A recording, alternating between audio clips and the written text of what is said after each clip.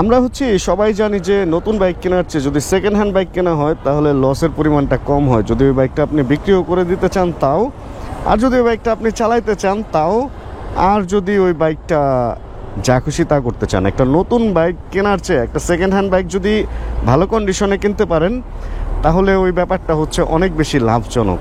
কিন্তু ওই যে একটা ছোট্ট ওয়ার্ড, ভালো কন্ডিশনে কিন্তু কিনতে হবে, ওটাতে যদি কিনতে পারেন তাহলে অবশ্যই ভালো। আজকের ভিডিওতে আলাপ আলোচনা করব যে সেকেন্ড হ্যান্ড বাইক কিনতে গেলে কত কিলোর বাইকে কোন জিনিসগুলো আপনাকে খেয়াল করতে হবে, যে আসলে ওই কিলোর বাইকে ওই জিনিসগুলো ওইভাবে আছে কিনা এবং কি অবস্থায় আছে।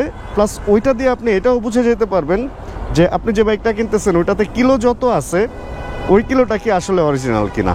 Hey everyone, this is Said Mohammad Iqbal. Welcome to my YouTube channel MSI Vlogs.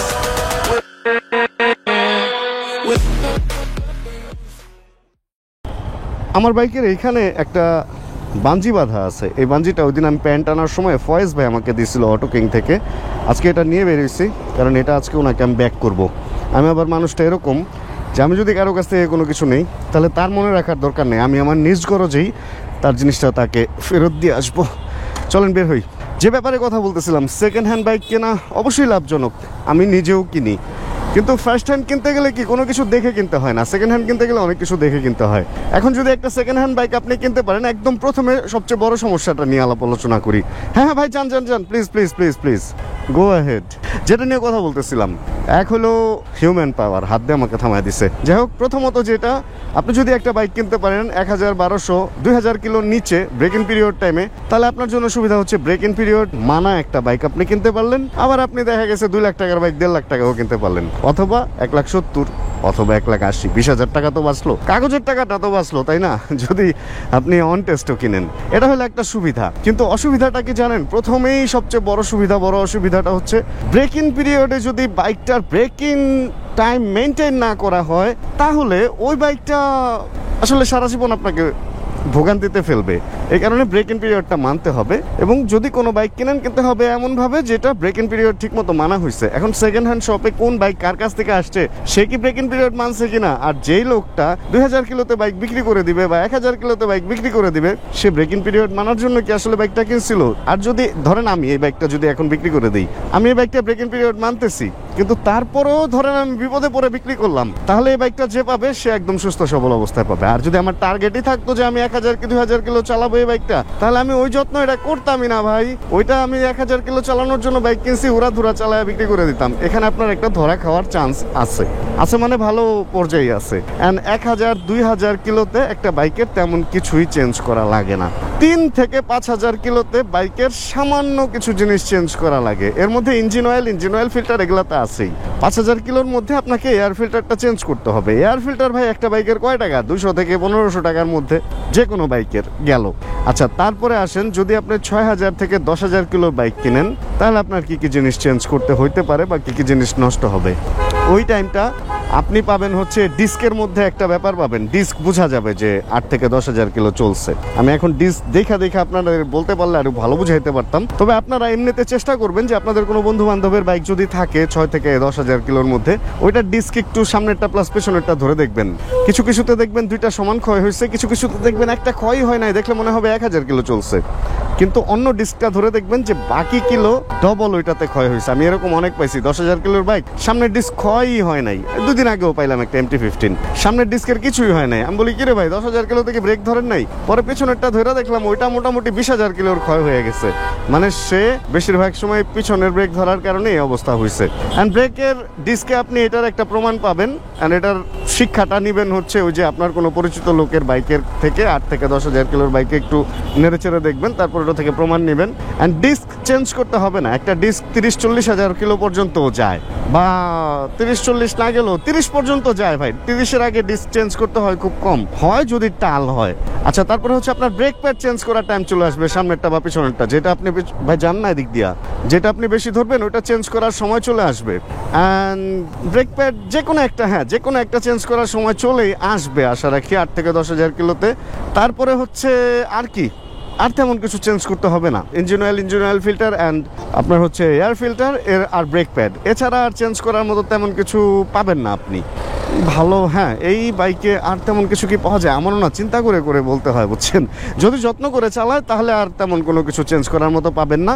And তারপরে হচ্ছে 10 থেকে 15,000 কিলোতেও তেমন কোনো কিছু চেঞ্জ করতে হয় না। অনেকের থ্রটল কেবল চেঞ্জ করতে হয়, অনেকের হচ্ছে ক্লাচ কেবল চেঞ্জ করতে হয়, এছাড়া আর তেমন কিছু চেঞ্জ করার প্রয়োজন পড়ে না। 15 থেকে 20,000 কিলোতে আপনার আবার একটু খরচ আসবে। 15 থেকে 20,000 কিলোতে একটা বাইকের কি কি চেঞ্জ করতে হয় জানেন? 20,000 কিলোর মধ্যে চেন সেট নষ্ট হবেই, সেটা যেই বাইকই বলেন। এখন অনেকে বলে যে চেন সেট দিয়ে আমি 30,000 40,000 কিলো চালাইছি। ভাই 30-40 কেন, আরো বেশি চলবে। চেন তো ছিঁড়া পড়া যাবে না রাস্তায়, কিন্তু চেনের পারফরমেন্স নষ্ট হয়ে যাবে। আচ্ছা, এর মধ্যে একটা জিনিস মিস করছি, 12 থেকে 15,000 কিলোতে আপনার ফ্রন্ট স্প্রকেটটা চেঞ্জ করতে হবে। অ্যান্ড দুইটা চেন মানে ফুল চেনটা চেঞ্জ করতে হবে হচ্ছে 20 থেকে 22,000 বা হাইস্ট 25,000 কিলো চালাতে পারবেন যে কোনো বাইক। এর মধ্যে ইন্দোনেশিয়ান বাইক হলে 15 থেকে 18,000 কিলোর মধ্যেই চেন সেট মোটামুটি বাদ হয়ে যায়, তারপরেও চালানো যায় না যে তা না, এ হলো অবস্থা। অ্যান্ড তারপর 20 থেকে 30,000 কিলোর বাইক যদি কিনেন, ভাই ওই বাইকটা হচ্ছে সবচেয়ে বাজে অবস্থার বাইক, একদম টোটালি বাজে অবস্থার। অনেকে বলে অনেক যত্ন করে চালাইছে বা কিছু। হ্যাঁ, যত্ন করে চালাইলে একটা ইঞ্জিন 80,000 কিলো পর্যন্ত আপনাকে ভালো করে সার্ভিস দিবে, কিন্তু আপনার 20 থেকে 30,000 কিলোর মধ্যে টায়ারও চেঞ্জ করতে হইতে পারে। মানে টায়ার চেঞ্জ করতে 30,000 কিলোতে তো টায়ার চেঞ্জ করতে হবেই, যত এমআরএফই থাক আর সিএড থাক। নর্মালি আইআরসি বা এই সমস্ত টায়ারগুলো 20 থেকে 22,000 চেঞ্জ করতে হয়।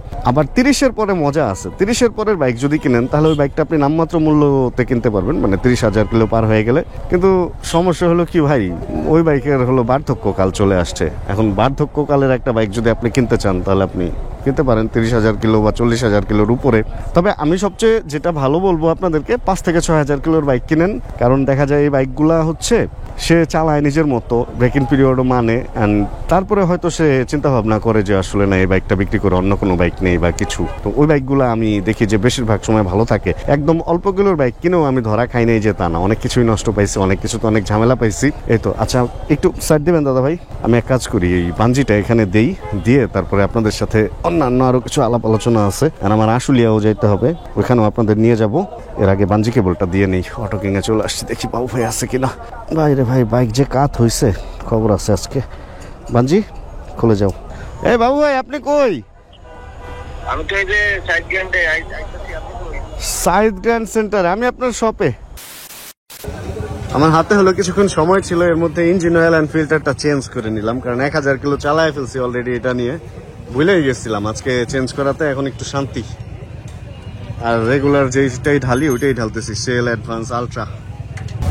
এই বাবু ভাই, যে লোকজন যে আপনারা বলে যে আপনার এখানে নাকি আমি আসি না, আমাদের মধ্যে ঝগড়া, ব্যাপারটা কি এখন কি মিটমাট হয়েছে এখন যে আপনার মাঝে মধ্যে ভিডিওতে দেখা যায়? না, এটা আসলে মানে লোকজন তো যায় না আপনার সাথে আমার সম্পর্ক। ওরা ভাবে যে কি এতদিন তো প্রতিদিন দেখতাম, অন্তর দেখি না, এই জন্য ওরা ভুল বুঝছে। ভুল বুঝার কিছু নাই, আমিও ব্যস্ত, ভাইও ব্যস্ত।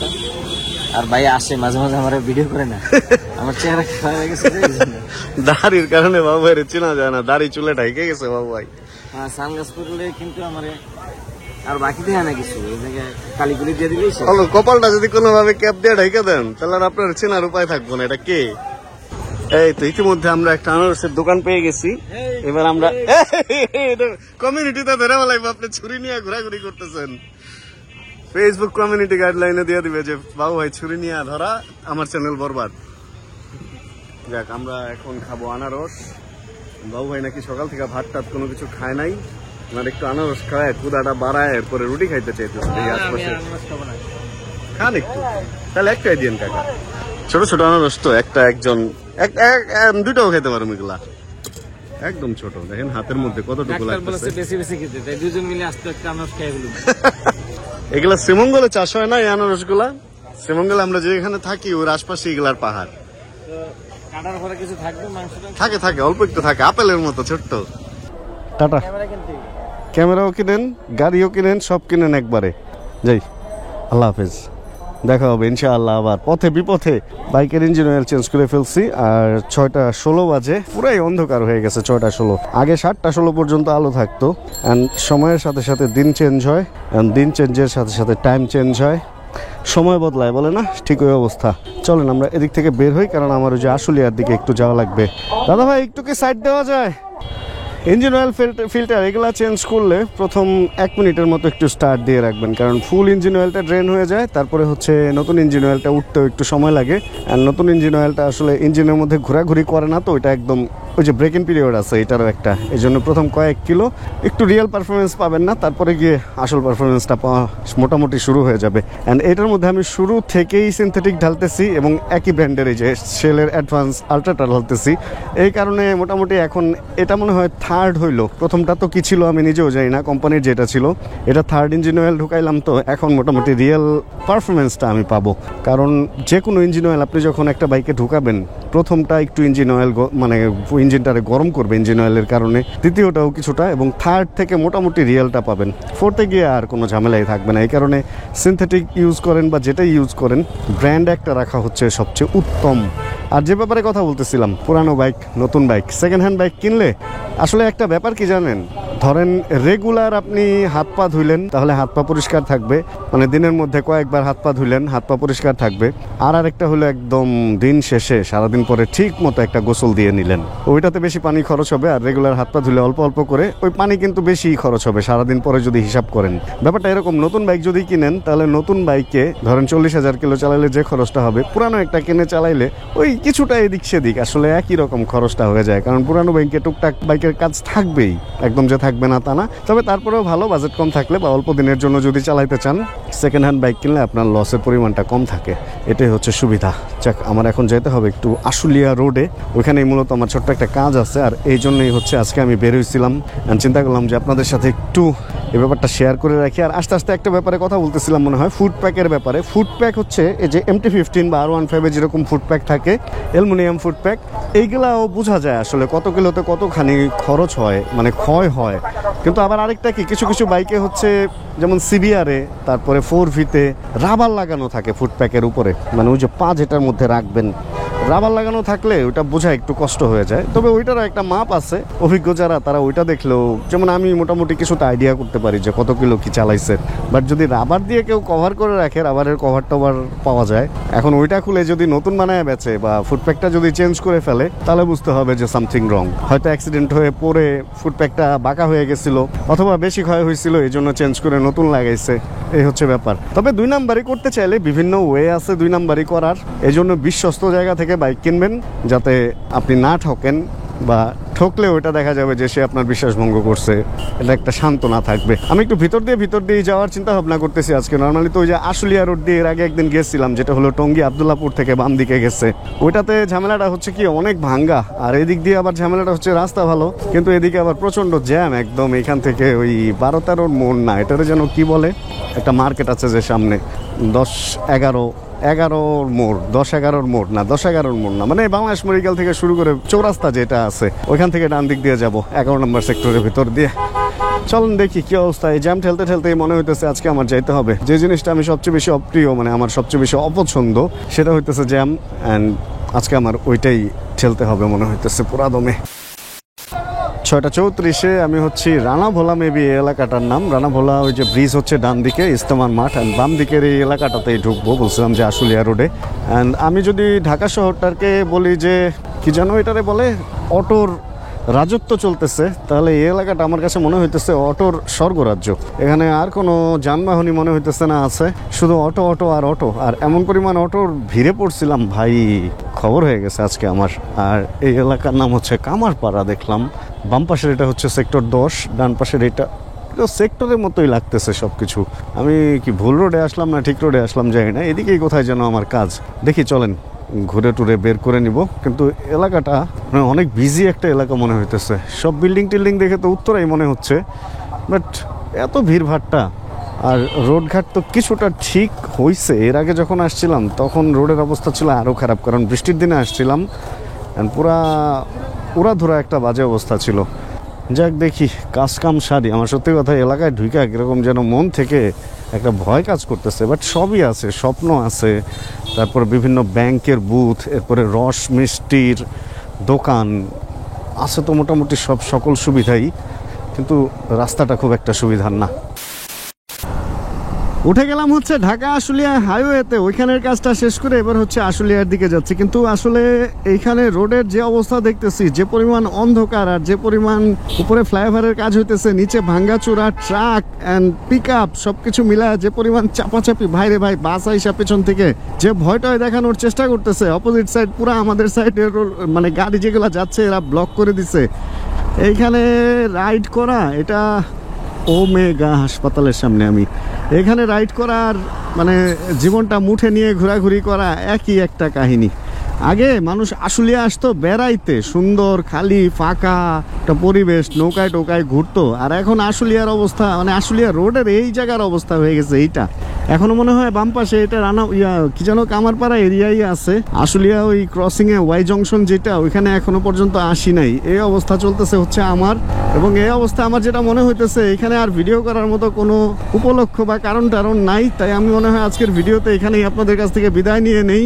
যা বলছি বলছি, যা বলি নাই ভাই। খারাপ কিছু বললে মাফ করেন, ভালো কিছু ভিডিওতে থাকলে প্লিজ একটা লাইক করেন, চ্যানেলে নতুন হলে প্লিজ সাবস্ক্রাইব করেন, অ্যান্ড জানাবেন কে কোন জায়গা থেকে ভিডিও দেখছেন। আমি জানি অন্ধকারে কিছুই বোঝা যেতেছে না, তাই আজকে বিদায় নেই।